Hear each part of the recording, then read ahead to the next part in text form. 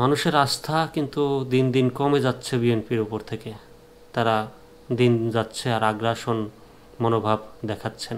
পাবনায় বিএনপির 4 নেতাকে নোটিশ, ইউনুর অফিসে জামায়াত নেতাদের মারধর। বিএনপির কি খারাপ সময় যাচ্ছে নাকি? ভুল বিবৃতির কারণে দুঃখ প্রকাশ। আজকের খবর, মির্জা ফখরুল অসুস্থ, দলের পজিশন, দলের অবস্থা আগের চেয়ে ভালো না। ইউনুর কক্ষে জামায়াত নেতাদের মারধর। পাবনায় বিএনপির 4 নেতাকে নোটিশ। পাবনার সুজানগর উপজেলা নির্বাহী কর্মকর্তার কক্ষে জামায়াতের নেতাদের মারধরের ঘটনায় বিএনপির 4 নেতাকে কারণ দর্শানোর নোটিশ দেওয়া হয়েছে। গতকালকে একটা খবর দেখলাম, কেন্দ্রের বিএনপির কেন্দ্রের পিয়ন নাকি, কেন্দ্রীয় অফিসের একজন পিয়ন, তিনি একটা থানায় গেছেন। থানায় গিয়ে ওসি নাকি ছাত্রলীগের ওসিকে দেখতে গেছেন বা ওসির সাথে পরিচিত হতে গেছেন।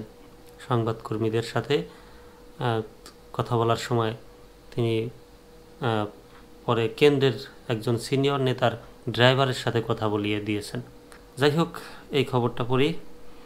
গতকাল মঙ্গলবার রাতে কেন্দ্রীয় বিএনপির যুগ্ম মহাসচিব রুহুল কবির রিজভী স্বাক্ষরিত এক সংবাদ বিজ্ঞপ্তিতে এই তথ্য জানানো হয়েছে।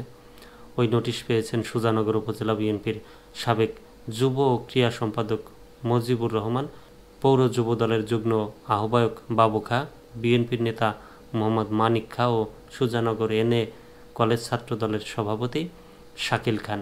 নোটিশে 4 নেতার নাম উল্লেখ করে বলা হয়েছে, পাবনা জেলাধীন সুজানগর উপজেলা ইউনোর কার্যালয়ে প্রবেশ করে হাঙ্গামা, বিশৃঙ্খলা সৃষ্টিসহ বাংলাদেশ জামায়াতে ইসলামীর স্থানীয় নেতৃবৃন্দের সাথে অশোভন ও অধত্বপূর্ণ আচরণের অভিযোগে 4 জনকে আগামী 24 ঘন্টার মধ্যে কারণ দর্শানোর নোটিশ দেওয়া হলো।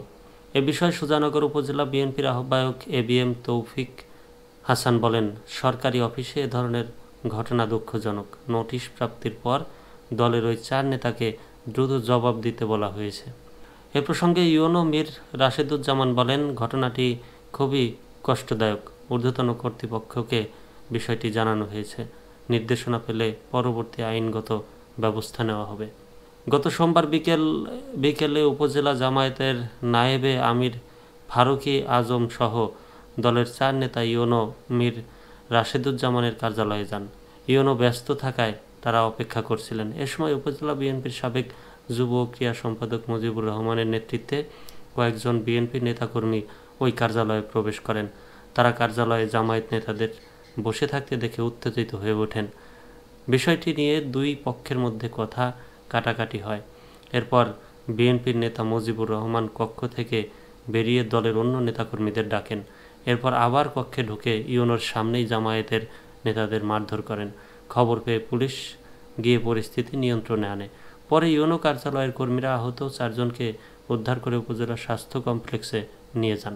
হামলার ঘটনায় আজ বুধবার দুপুর পর্যন্ত কোনো আইনগত ব্যবস্থা নেওয়া হয়নি। ইউনো মীর রাশেদুজ্জামান বলেন, ঘটনাটি খুবই কষ্টদায়ক।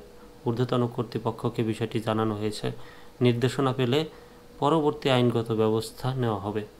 মানুষের আস্থা কিন্তু দিন দিন কমে যাচ্ছে বিএনপির উপর থেকে। তারা দিন যাচ্ছে আর আগ্রাসন মনোভাব দেখাচ্ছেন প্রকাশ্যে। সরকারি অফিসে হাঙ্গামা, এটা বিএনপির জন্য খুব ভালো দিন, ভালো সময় বয়ে আনবে না।